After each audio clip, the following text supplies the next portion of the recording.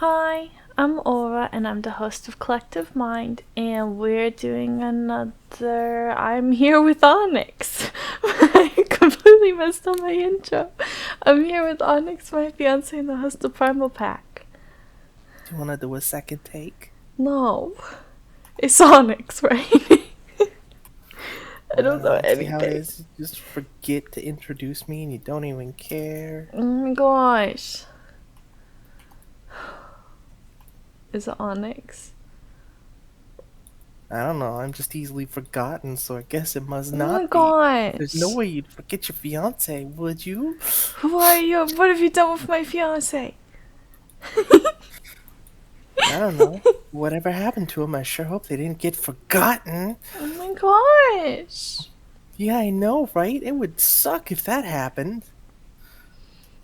We're gonna react to another Sanders Sides episode, and we're on embarrassing phases, which I actually think the timing, because I'm filming this way in advance, but I think the timing of when this is gonna go out is actually gonna be like in October or close to October, which is kind of perfect. So, Why? because it's like Halloween themed. Halloween themed? Halloween! I'm a disco and I forgot how to film. We're gonna do the video. Yeah, we're gonna react to embarrassing phases. Nightmare instead of Christmas from a DID perspective. Uh-huh. And I've seen it and you probably haven't. No, I have not. Cool. Okay, let's go. There are few who deny at dropping lines I am the best, for my talents are denounced foreign. Line? Wide. Wide. That's it. We'll get it. One more time.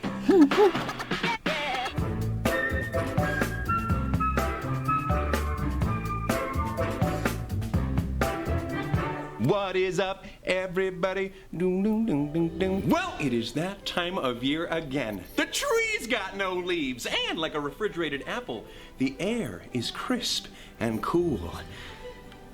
Except for here in Florida. But, you know, I'm sure that it's nice in other places. I'm not jealous, I'm chill. Except I'm not Florida! Frightful weather or not, those sleigh bells are still jingling, our hearts are still ring-ting-tingling, and it is time to set our sights on that perennial favorite, Christmas! No! No? You're a mean one. We did a Christmas episode last year, Thomas. I mean, yeah, Virgil. Christmas is kind of a yearly thing. It sure is. But you know what we still haven't done? Oh my gosh. Easter? What? No. St. Patty's Day. No. Aunt Patty's Day. No. New Year's Day. By the time we're on the same page, maybe. Halloween? Yes. Yes. Yes. Halloween. Halloween. Halloween. Halloween. I mean, I don't care. I like holidays. Oh gosh.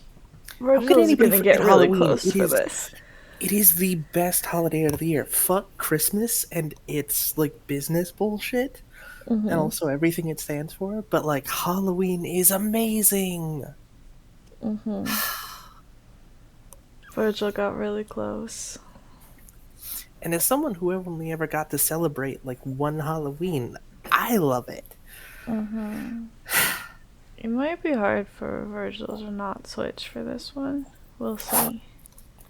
He's gonna try not to. But we'll see. So what are you doing? What are you doing over there? Shh, Thomas. I'm waiting for the others to show up so I can scare them right out of their pants. Yeah, affectionately. And then I'm going to, affectionately, scare them so frickin' bad, they'll wet those same pants after they put them back on! Virgil, you can just ask people Virgil, that's out. You don't that's have to pretty scare evil. their 'Tis the pants season. off. There's better ways to Oh get my dates and stuff. You don't. That's not a good pickup line. I'm gonna scare you so bad your pants are gonna come off. Oh, hey, I'm just gonna call the cops now. You have fun with that. Also, he's trying so hard to, like, keep his personality but not be mean. But also be excited, which is funny. Yeah. It's adorable. But also, let's go. But it's not. Look, just don't mind me, okay? Just, like, keep doing your thing. Well, all right. This is great because it means I get to sport my best costume yet. Your spoopy neighborhood Spider-Man! Pretty great, right? That's what Mommy got for me. Did someone say mummy? No, so you can go back down. Hey, guys, wow. Clearly I have a strong attachment to this holiday. You guys look awesome. Thank you, Thomas. I put a lot of thought into my costume. How'd you settle on being a mummy? What a better costume for me than zombie royalty? Fair enough. And Logan. Frankenstein's monster, not Dr. Frankenstein? I was going to be Dr. Frankenstein, but Roman said, and I quote, "That dude sounds like a grade D dork. You should be the scary monster instead. You know, the real Frankenstein." You wrote all that down? Oh, I try to jot down anything that is said to me that is unprecedentedly stupid. It is important to keep receipts. Lots of people don't know that the monster's name isn't Frankenstein, Logan. Stop putting people down. Stop it. Stop. Anyway, where's Patton? I'm here, Thomas. I dressed as a ghost. Oh, wow. Amazing. Just kidding. I hadn't popped up yet. Ah, okay. Well, I feel like a fool. Sorry I'm late, everyone. Thomas here still hasn't picked out a candy bowl for next year's trick-or-treaters, the little procrastinator. And I can't decide if he should get an orange bowl with black bats or a black bowl with orange bats. Patton, what are you... Or orange pumpkins. That makes more sense. That's the one, Thomas. Patton, what is this? Have you forgotten the discussion we had concerning our coordinated costume choices? Wait, coordinated costumes? You were supposed to be the Wolfman, Patton, of some measly mutt. I am the Wolfman. I have the floppy ears. I've got this cute little tag with my name on it. That does not say your name on it. That's Scooby-Doo's tag. Oh, must have gotten my name tag mixed up with someone else's. Well, someone's Scooby costume is ruined. Sorry. See, that's the kind of thing that would happen, just like casual conversation, and then someone says some shit like that you would normally write off, but like knowing that there could be others, it's just like, wait a minute, do we have Scooby-Doo? Like, what do you mean you got your collar mixed up with theirs? Do we have Scooby-Doo? That's fucking amazing, or something like that. Like that can be how you find out about system members, just little slip-ups in communication like that where they don't realize it, or just whatever you would normally. That does happen with us all the time. Yeah. Where someone will just, like, casually reference something, and I'm like, we have a fictive of them? I didn't know that.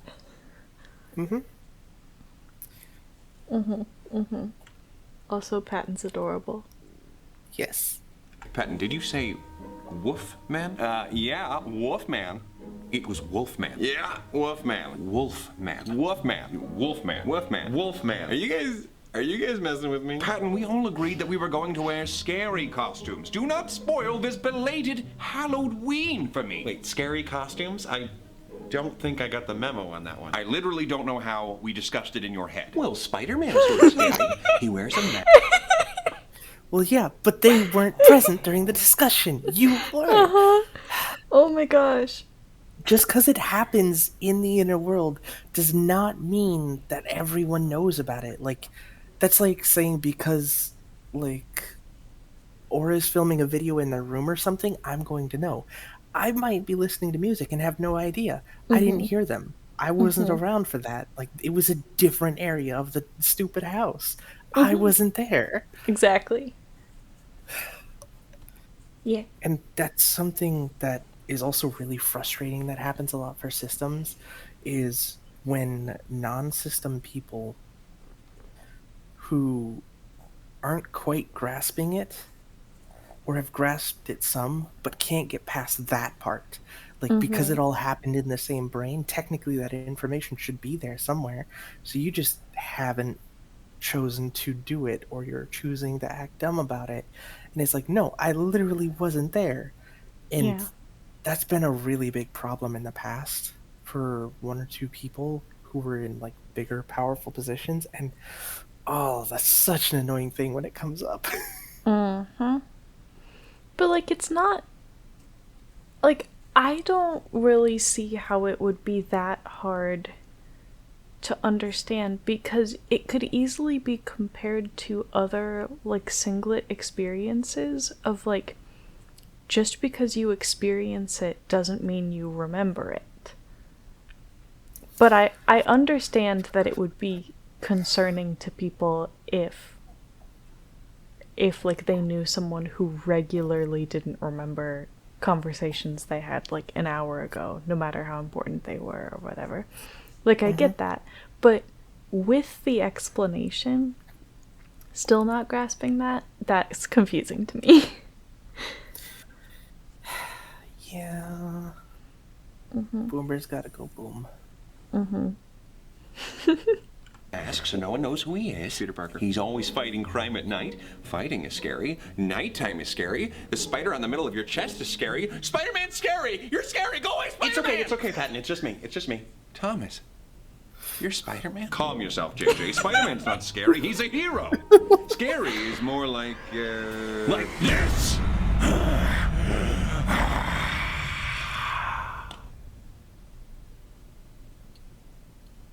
No, not like that. Are you kidding me? I spent all day working on this. Be afraid. Be very afraid! Oh, sorry, bud. I just don't think that we find you as scary anymore.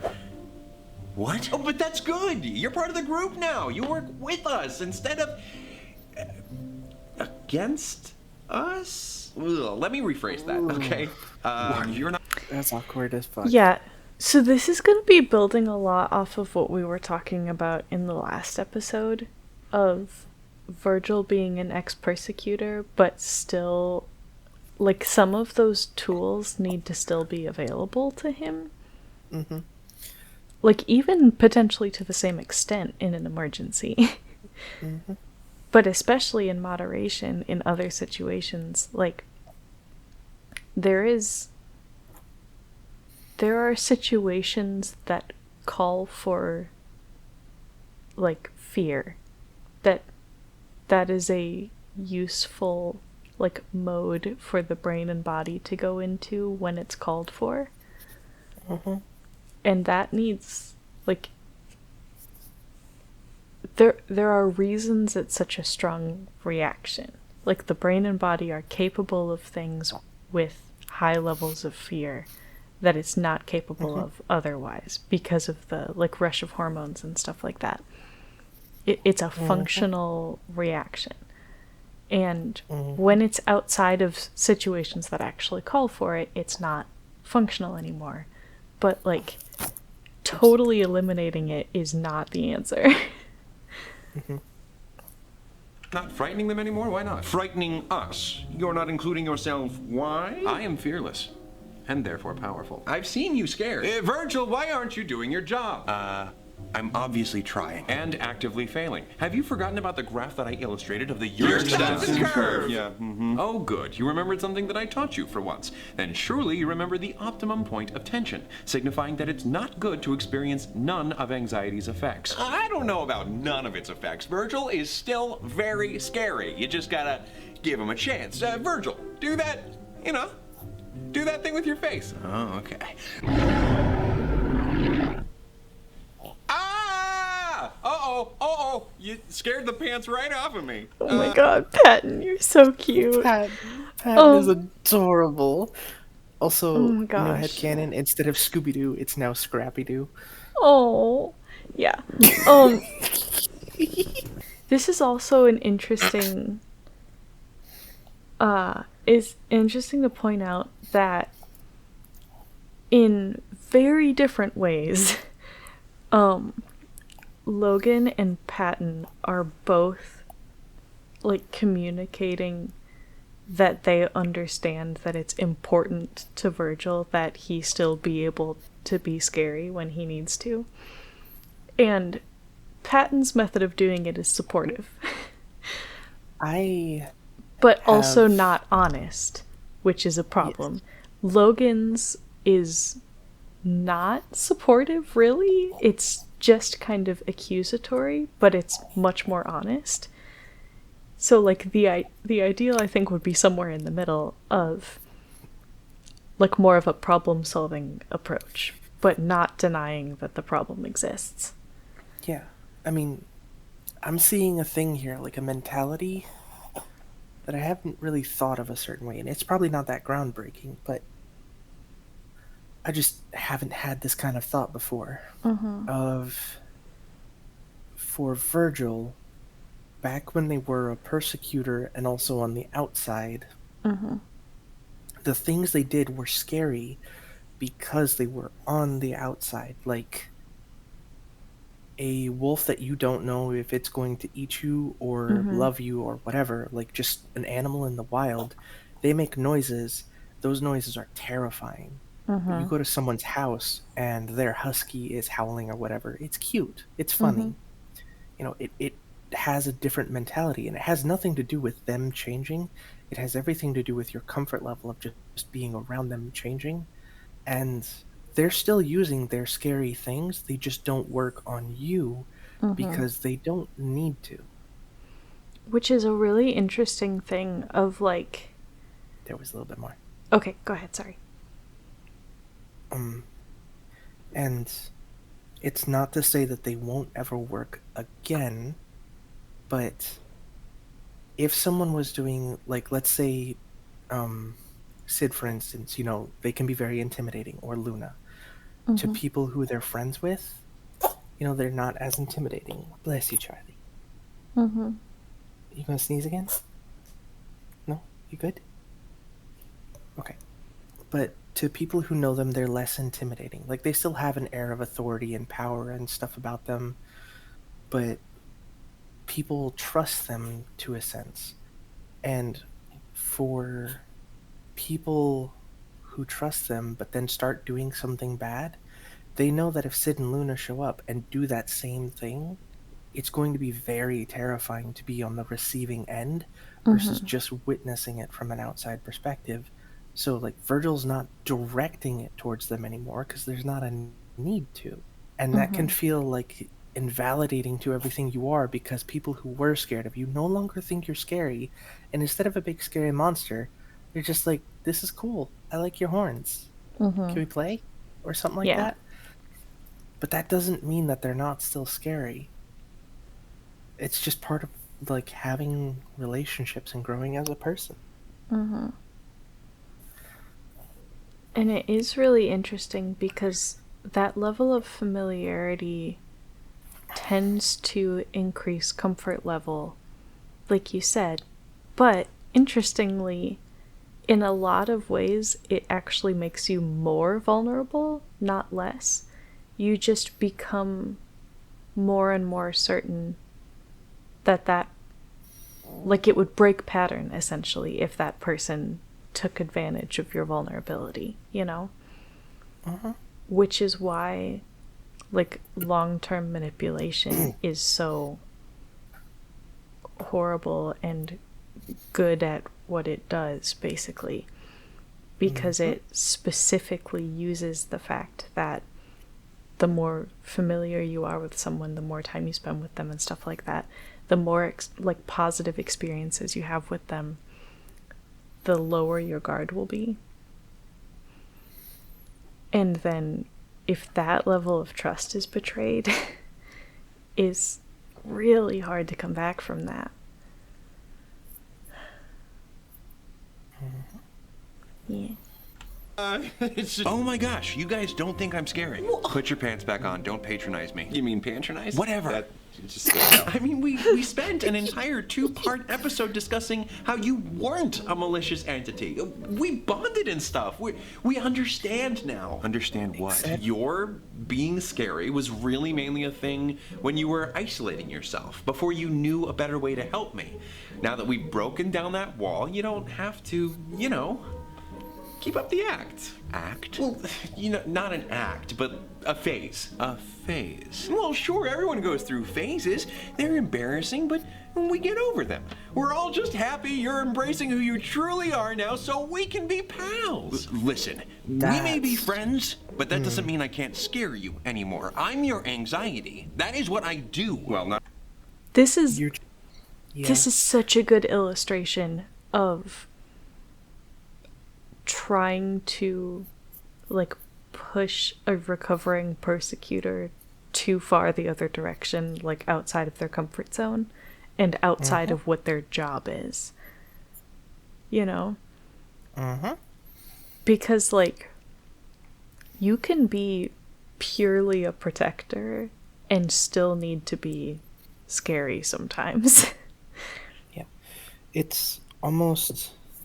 The way they're doing it, it's coming across as, like, infantilizing them. Yeah, for sure. They're taking away pretty much everything about them and saying, oh yeah, don't worry, we all know that you only did those things because you were being bad. It also comes across like incredibly condescending but manipulative, and I don't We know you have better than you know yourself. that, but like almost like a Karen mood of like passive aggressiveness. That's the word I was looking for. Of just, we all know you wouldn't be doing these things if you were trying to like be good or whatever. Yeah. Like, you wouldn't have scared us unless you needed to. So obviously you're not doing it anymore, right? Yeah. It's making his Like- whole personality and his job like a moral issue. Yeah, which is an issue. Yeah.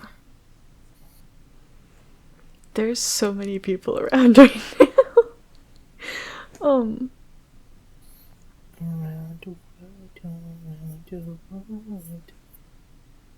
Ready?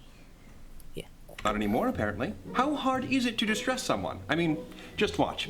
Thomas, given human beings limited years, there's a cap on how many things you'll be able to make in your lifetime, meaning you probably don't have the time to create everything that you want. Oh my gosh. Why would you say that? Jeez, dude. See?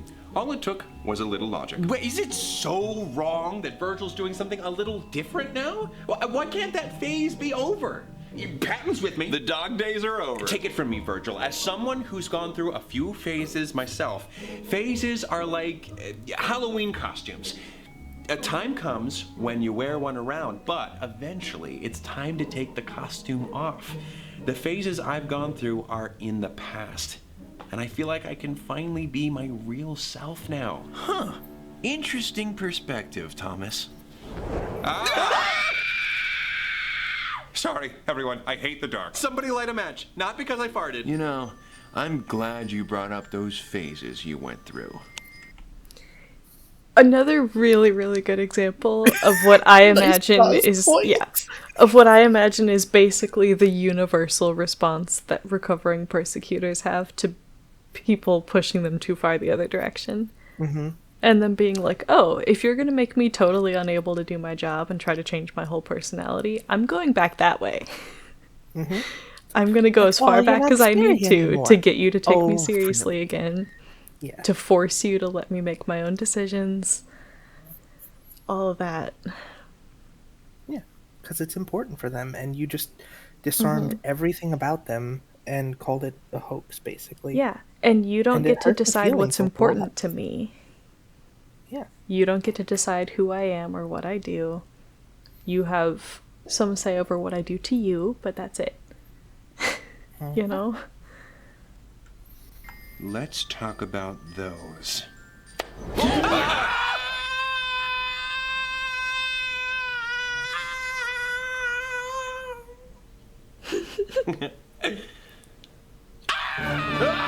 my.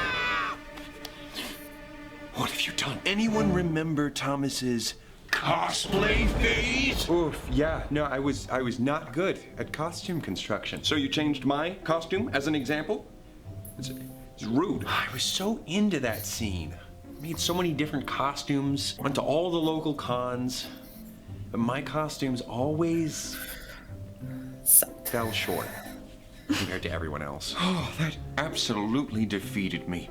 I couldn't cope with the fact that we weren't on the same level as all the other incredible cosplayers at the cons you attended. Aw, that was big of you to admit, Roman. Too bad your big admission is dwarfed by your gargantuan failures. Yikes, those were ugly words there, kiddo. Not as ugly as Thomas's cosplays. Better looking than your face! We have the same... Never mind, just let it go, Virgil. You know, extending beyond this Penny dreadful theatricality. Penny dreadful theatricality. I see what you did there. Pun not intended. There is something interesting to be said about all of this talk of phases. Yeah? Yes, I can't help but be reminded of Erik Erikson's... What a name! Theory of psychosocial development. What a name! Particularly the fourth psychosocial crisis, entitled Industry versus Inferiority. Catchy. During this phase, one aims to gain a sense of competence when developing skills. If unsuccessful, one could develop feelings of inferiority. However, a mixture of failures and successes could lead to a more agreeable balance of competency and modesty. Oh my gosh, he's so right. I'm so modest. So cosplay is something that made me feel inferior. Potentially, but remember, you were also trying your hand at other trades during that phase. Singing, filmmaking, etc., with which you felt more successful. And your proficiency at said skills provided a necessary counter to your more embarrassing efforts. Well, maybe I was wrong to be embarrassed by my cosplay. Well, not wrong, but yeah, I had fun. I did it because I was passionate about the characters. Going to conventions gave me a chance to meet people that liked the same geeky stuff as me. So what if I didn't have the means to create a film quality costume? I shouldn't have given up so easily. Oh, but you can always get back into it. Would you really want to revisit that? You should just let the past die. Kill it, if you have to. Easy there, Kylo friend. Oh my gosh, a nice nickname? I hadn't thought of that. You shouldn't give up on things just because they're hard, or if you're not good at them right away. You know, you're right. And I feel like I've also probably improved since then with all the costuming for videos. That time in my life might have been an essential stepping stone in order to get to where I am today. I need, whoa, we're really blurry. I need to point out that Virgil's line of let the past die, kill it if you have to, is one of our favorite lines of the whole series ever. Interesting. Definitely not psychoanalyzing that. Do I need to be worried about something? If it's that we have a traumatic past, you need to be more than worried about that. Oh. There's a million people here. Wow. Your system grew quick overnight. No, I'm exaggerating, but there's more people than I care to attempt to count right now. Oh, I also did want to point out that it supports what you were saying of the fact that Virgil wasn't really directing like his scariness at them before. Like the fact that when he really decided to turn it on, he didn't have any trouble very instantly scaring all of them. Well, yeah, that's because he stopped. That's because he stopped caring about them as much, or rather, he got angry, and that anger translated into not taking precautions that had been set up and boundaries that had been set up, and he crossed it because they crossed his and hurt him, and so he's hurting them back as a reaction. Yeah. And that's the thing a lot of persecutors do, because they are very, very tired of hurting, which is why it's so important to be careful around that and be gentle, because they're trying really hard, and it's very, very difficult for someone to change who they are or who they have been, especially if that person is doing it because of fear. It's really, really important to give them time to work it out and to not belittle them or rush them or push them, and like admit that they are doing a very important and big thing, and that it's hard, and that you see it. Because those kinds of things are really important in life. Stepping stone? More like throwing stone. Oh, sorry. I did not mean to actually hit you. That was just supposed to scare you. Gosh. But I bet now you're going through another phase of pain.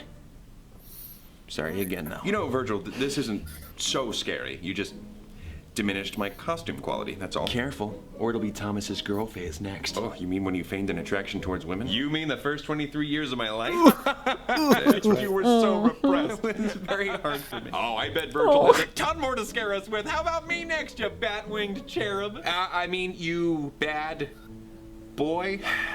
All right. Hot dog!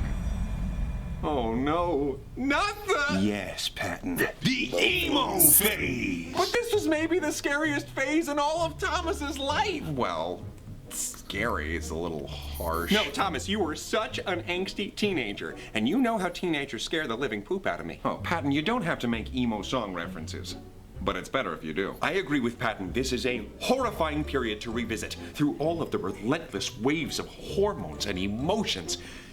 No one could understand me. Yeah, I was really going through some stuff when I was younger. There's a lot to get a handle on. Well, that's what you get when you let your heart win. Whoa, whoa. I am Paramore. Whoa. Okay, you can stop. Making the song 100 times better? Maybe. I can try. No. Oh, the ill-fitting hairdos I wore. And all the bracelets, too. How did I wear so many bracelets? Who let me do that? Being old enough to comprehend depressing realities, but still too young to wrap your head around why things are the way they are, resulted in you becoming a little try-hard. You only made things worse for yourself by dressing in a way that was so wannabe edgy. You were just making it way too easy to insult you. Hypocrites say what? What? Oh my gosh, I can't believe it worked. Shut up. Also, what were you thinking going to events like Warped Tour? You hate crowds. Now, I don't want to overload anyone with information. Since when? But this also sounds like one of Erickson's stages of psychosocial development. Identity versus role confusion. This stage describes one's search for personal identity and a sense of self. Trying to figure out who you are. It's a time for... I have too many senses of self. You have too many selves within your senses. Adorable. Oh goodness. Oh goodness.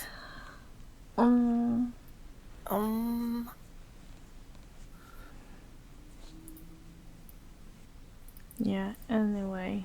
For exploring and seeking a figurative place where one belongs in society. If one doesn't have an easy time during this stage, they could experience an identity crisis and experiment with different lifestyles. An identity crisis that clearly hasn't ended. I mean, what am I other than a highly condensed ball of angst whose style is a relic from that time in your life? Oh my gosh, yeah! And now we're basically style twins! Oh, look out everyone, just a couple of cool guys coming through. Okay, Patton.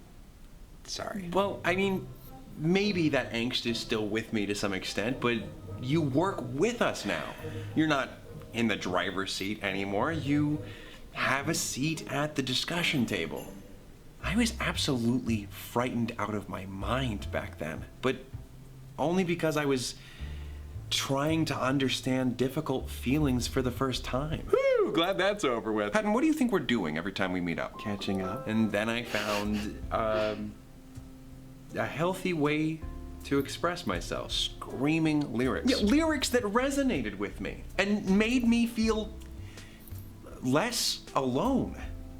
And Virgil, going to concerts made me feel like there was a place for me in society. And I really needed that at the time. Honestly, that was a time where I developed a lot of the values I still believe in today. Plus, the music is still pretty darn cool. Well, that goes without saying. I don't think I really have any other embarrassing phases. Huzzah! And that means my beautiful costume can remain untouched. Princey, Princey, Princey. So naive. Ah, his burlap sack phase? Oh, I get it.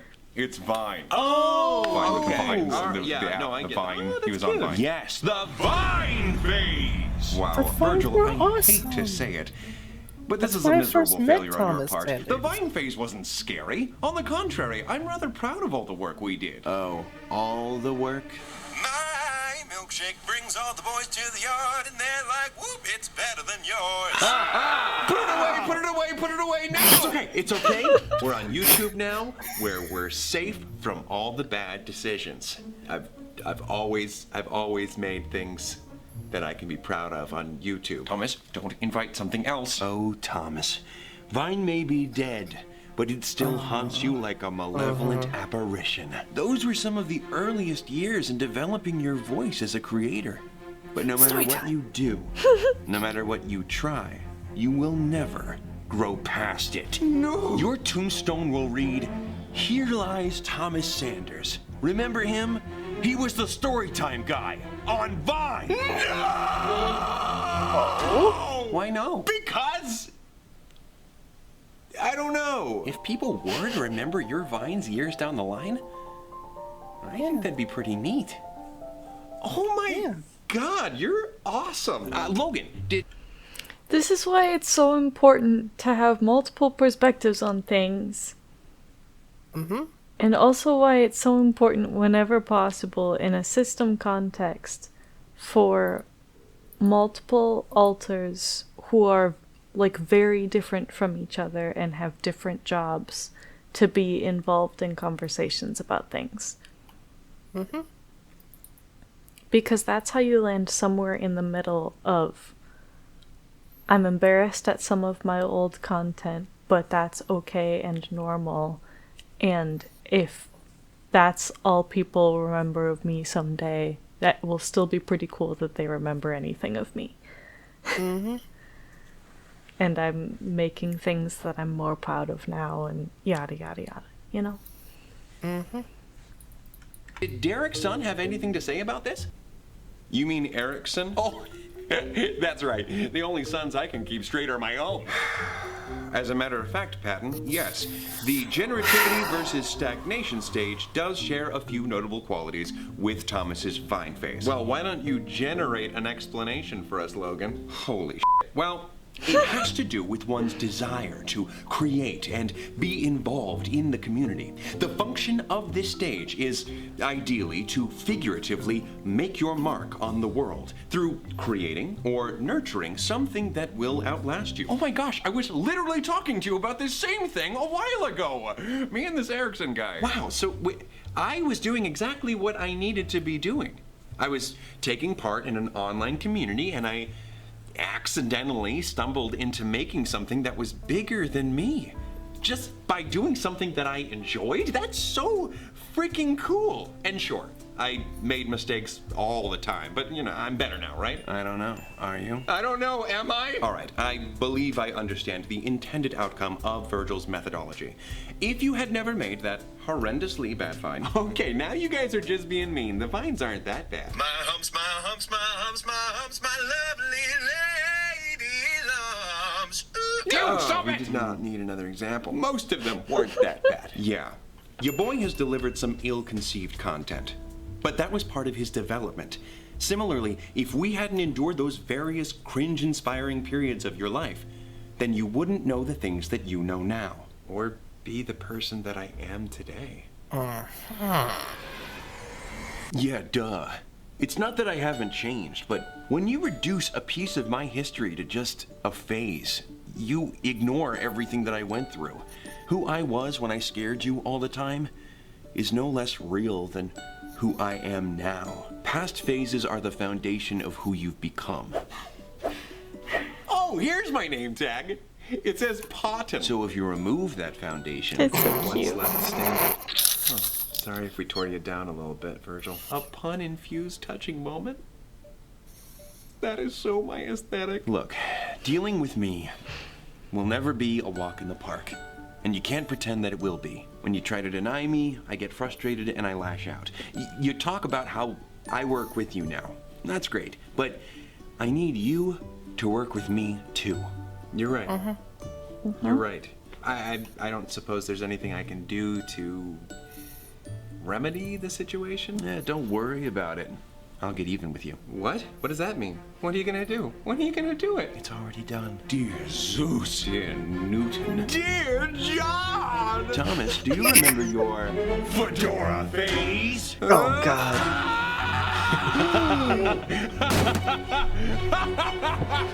right, now we're I had You the fedora don't bring up a behind guy's me. fedora face, Virgil. I There's put gotta it be a all on. line. Not even if that guy belittled someone's past hardships? Fine, I wore a fedora, or 7. It was 1 week. You could barely call it a phase. My head is not built for hats. Does the fedora thing tie into the lesson in any way? Nope. I just had a point to prove. I still got it. Yeah, you certainly do. Don't question me again, Sanders. If he's going back to being scary, can I go back to calling him names? No, you have to be nice. I'm just glad he didn't go into the girl phase. You with a girl defies all me. Yeah, no, it wasn't fun for anyone. Thomas, I feel kind of confused now. I always try to show Virgil love and support, but lately, I feel like I always inevitably do something wrong. Oh, Patton, I understand. There's a lot that Virgil could do that I don't want him to do. He knows exactly how to push my buttons, but he is who he is. All we can do is try to listen to him as best as we can and adapt to his needs. It's not an easy thing to navigate, so we're going to run into problems. Good. But if it's any consolation, Patton, I can see how hard you try. And I think you're doing a really great job.